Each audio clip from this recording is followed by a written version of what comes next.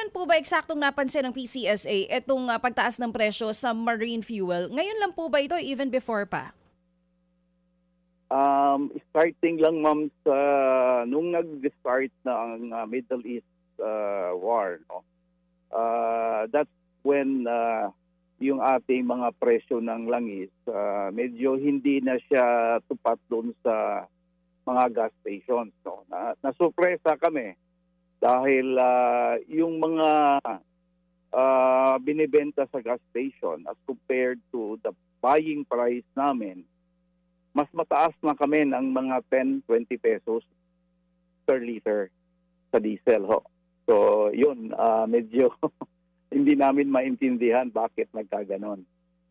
Ang sinasabi po kasi sa balita, diretso po kayo sa mga oil depot mismo. Bakit daw po nagkaganon na parang mas mataas pa yung bili nyo ng marine fuel compared po dun sa mga nakikita natin na binibili para sa mga sasakyan? Yes, that's correct, no. In fact, in the past, ang presyo namin mas mababa kaysa gas station kasi bulk buyers tayo, no? Medyo malaki kasi ang mga binibili ng shipping industry.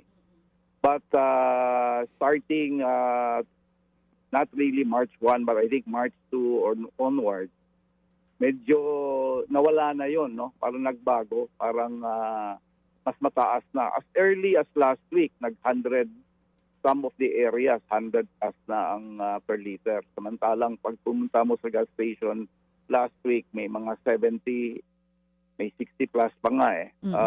But kami, nasa 100. May 80, may way 100 sa ibang areas. Pakiklaro lang muna, Chia. When you say marine fuel, diesel po ito pinag-uusapan natin dito, hindi po bunker fuel? Diesel, ho. Ang presyo nito is really an apple-to-apple comparison sa diesel. Okay, sige po. And yung pong gumagamit ng bunker fuel na mga barko, iba hong ano ho yun? Iba ho, hindi sila pampasahero? Except for to go, yung malaking vessel nila.